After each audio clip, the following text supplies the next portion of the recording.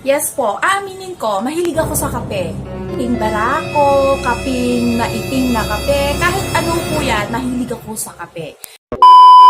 So everyone, this is me, SLV, Shang Life Vlog. If you're not connected with me, please like and share and subscribe my channel. For this video, pag-uusapan naman natin kung paano magpapayat. Nakita nyo naman sa title ko kung nakakapayat ba ang kape at isi-share ko kung ano bang dapat na diet para mabilis tayong pumayat. Kung gusto mo malaman at interesado ka, please keep on watching.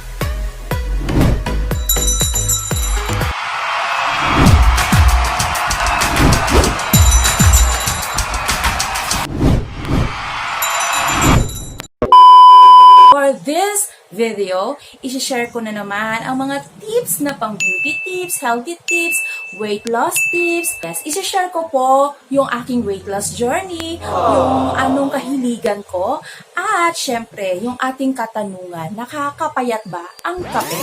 Dami kong mga diet na na-try ko na. Effective talaga ay nakakapayat. Pero ang tanong, nagawa mo na ba? Inaamin ko, mahilig ako sa kape. Ito na po. Ikwento ko po ang aking journey. So, nag-start po ako sa 85 kilos nung when I get pregnant. So, cesarean section ako. So, after that, gusto ko talagang mag-lose ng weight. Pero, natatakot at nahihiya ako pupunta sa mga gym. So, ang ginagawa ko, sa bahay lang. Sa bahay ako nag-workout. Nag-home workout ako. At yung diet ko ay nag-start talaga sa low carbs diet. Pero hindi ko pa alam regarding about low carbs diet. I have no idea about that kind of diet. Ang sa akin lang is, ayaw ko mag-rice, ayaw ko din kumain ng mga may pagkain. Gusto ko talaga na kuntila yung kinakain ko at mahilig ako sa luya that time. So, yan yung nagiging tea ko, yung luya tea, and then I do workout talaga sa bahay lang, isang oras every day. Naging effective siya, nag-lose weight talaga ako noon. And then, nung nalaman ko regarding sa ganitong diet, na low carbs diet, at lalo na mahilig ako magkape, sinubukan ko din yun. At just in 4 months, nakikita ko talaga yung results. Dahil nga, sa nagtatanong, kapag mahal ka masyado ng husband mo, ay, masarap kumain. Diba?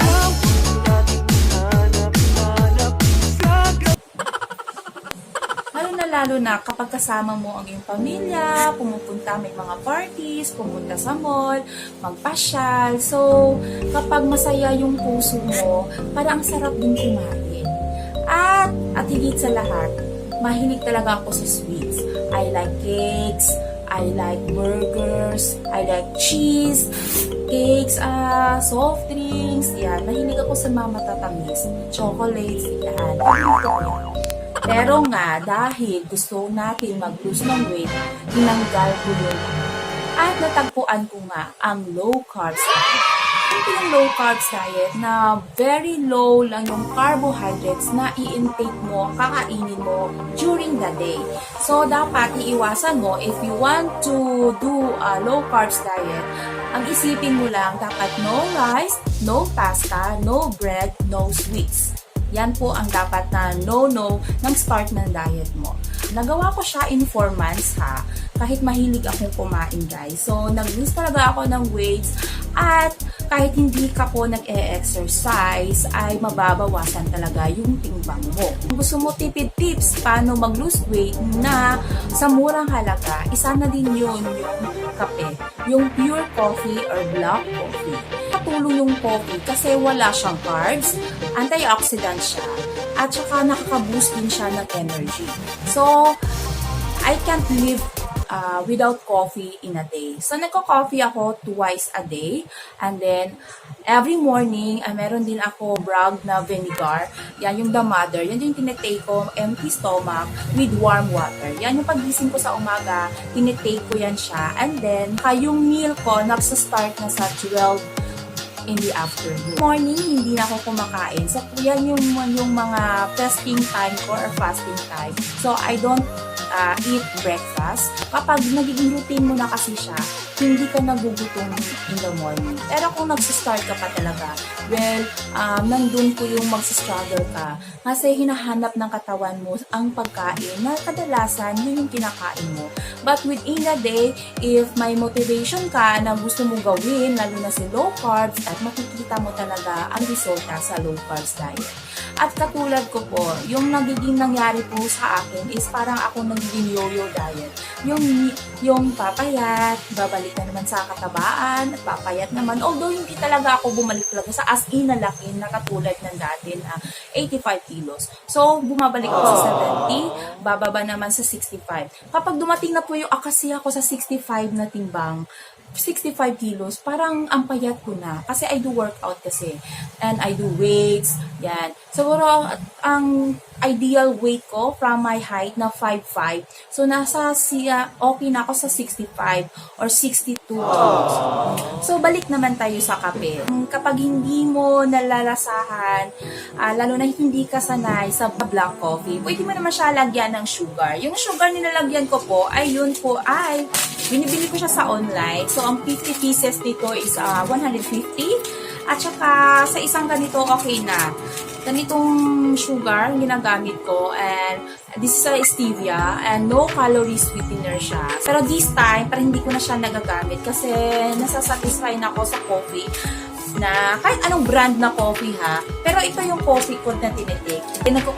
And kung kaya mo naman talaga ng coffee na pure, lagyan mo rin ng sugar, okay lang. At hindi rin ako nagwe-well scale na nagbabase ang katawan ko sa aking timbang. Binabase ko kung pumapayat ako sa aking pananamit, sa aking sarili, kung sa sumakto na ba yung mga damit ko dati, dun po ako nababase. Hindi ako tumitingin sa timbangan kasi minsan naman hindi talaga yan accurate, di ba?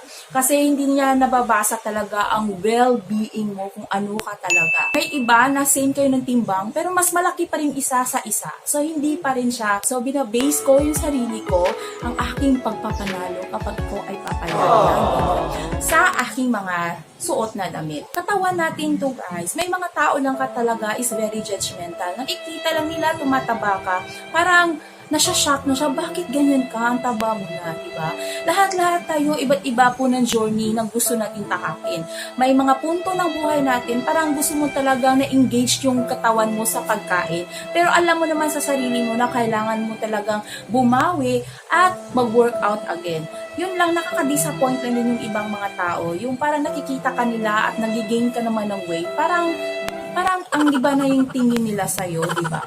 Kaya tayo nagpapapayat because number 1 is we want to be healthy. Second, gusto natin magkaroon ng self-confident.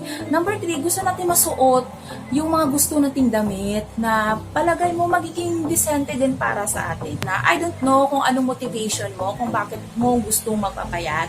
Pero sa akin talaga, kailangan kong mag-lose ng weight kasi gusto ko pang makita yung mga anak ko sa paglaki. Gusto ko pa sila maalagaan, makita yung mga apo ko, at syempre makasama ang mga mahal natin sa buhay. Yung katawan ko talaga is big kasi yung structure ng katawan ko.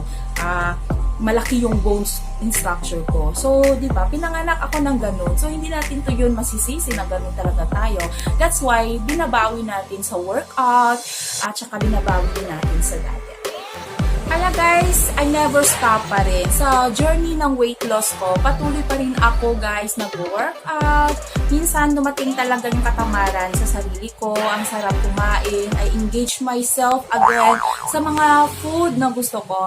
But iniisip ko na naman yung sarili ko na ang hirap magkasakit, lalo na nowadays. When I want to be motivated, humahanap ako sa YouTube ng mga workout plan, yung kaya ko, yung gusto kong gawin. Kung katulad kita na nahihirapan paano pumayat, ano dapat yung diet na kailangan mong gawin, tipid tips po ito. Mag-coffee ka, block coffee lang, huwag kang mag-sugar. Kung gusto mo mag-coffee mate, okay lang yan. Pero mas maganda, sanayin mo yung sarili mo. Tapos pwede ka mag-egg. Mag-start ka muna sa egg. Tapos mga low carbs diet. Iwasan mo yung mga chips, yung mga sweets na pagkain. Kasi once kapag bumalik ka na naman sa mga pagkain na paborito mo, hahanapin naman yan ng katawan mo at mahihirapan ka naman bumalik in the right shape. So kapag malaki pa rin yung katawan mo, kailangan mo talaga i-push sa sarili mo na ma-maintain siya, mag-workout ka kung may time ka sa bahay, at tapos uunahin mo talaga yung low carbs diet mo. So what I'm trying to say guys, enjoy the journey of your fitness. Importante doon, healthy ka. Alam mo yung mga bagay kung ano ang magpapataba sa'yo, or kung mag-decide ka na gusto mo namang pumayat, at least alam mo kung ano na naman ang diet na gusto mong gawin para kung gusto mong pumayat. Sana ang video na to ay makatulong po sa inyo. Daghang salamat! Thank you everyone! This is me, SLV, Shine Life Vlog. Kita-kita na po ta sunod ha. Daghang salamat. Bye-bye!